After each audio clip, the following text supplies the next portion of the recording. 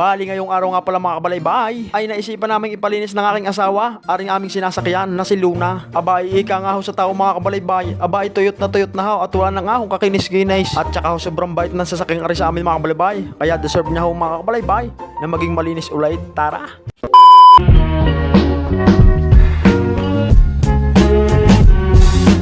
Ay di garning nga ho mga kabalaybay. Bali ngayong araw nga pala mga kabalaybay, pupunta ho tayo din sa may Padre Garcia mga kabalaybay para ipalinis nga ho mga kabalaybay ang lagi namin sinasakyan na aking asawa sa paggala, na kung tawagin namin sa kanya mga kabalaybay ay si Luna. Ay bakit nga ho Luna ang pangalan ng aming sasakyan? Bali ang salitang Luna nga po pala mga kabalaybay ay inspired by Moon, dahil nga ho mga kabalaybay ang laging nasakay din araw-araw ay lagi ho gahong kinakaltawg, ay di lagi binubuwan.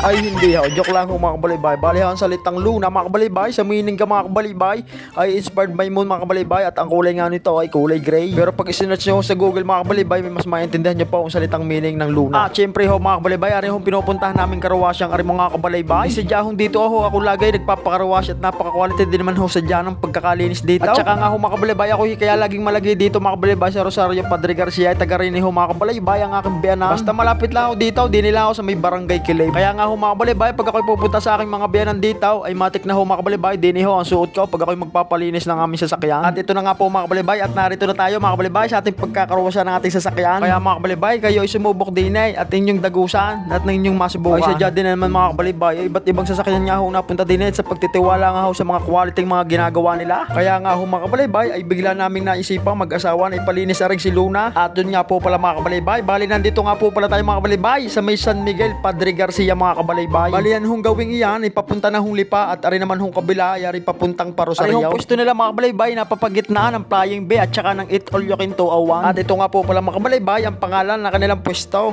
ang Daddy O's Auto Care Center. At syempre narito rin ang napakabait ng may-ari ng pwestong Daddy O's Auto Care Center na si Boss Oli. Shoutout sa iyo boss. At syempre ho mga kabalaybay, kayo ga mga kabalaybay, ang inyong mga sasakyan mga kabalaybay may gas-gas na o mga pintura ay tuklap-tuklap na, o baka naman mga kabalaybayan yung sasakyan diyan ay wala nang kakintab-kintab at kakinis-kinis. Abay bakit hindi nyo subukan dito mga kabalibay sa Daddy O's Auto Care Center, na kahit anong luma nga mga kabalibay ng inyong sasakyan ay kayang-kayang going brand nyo dito mga kabalaybay. Bali tumatanggap din sila mga kabalaybay ng mga pinturahin na sasakyan, kaya subukan nyo na dito pumunta mga kabalaybay, ay sadya namang hindi kayo mapapahiya. At ito nga po pala mga kabalibay ang presyohan nila dito mga kabalibay, screenshot nyo na lang mga kabalibay para makita nyo ng ayos. At syempre big shoutout nga po pala mga kabalibay sa mga naglinis ng aming sasakyan. Shoutout sa inyo mga boss. Ay sadyang napaka-quality din nga. Ay walang jaw hindi nabubuhanin ng aking asawang ari. Ay walang jaw nakitang makintab. Ay walang jaw kita nyo gawin mga kabalaybay. Ay karwash pa lang ho mga kabalaybay, kayang-kaya na nilang pakintab. Ay ano pa ho mga kabalaybay, pag gumamit pa sila ng mga coating di ang pampakintab. Ay walang jaw madudulas ay ang butike. Iyong big shoutout nga po pala sa mga tauhan ni boss. Ay siyang mag-comment na lang ho kayo din mga kabalaybay kung inyong makikita inyong mga sarili-sarili din. At ari na nga po mga kabalaybay ang ating finished product.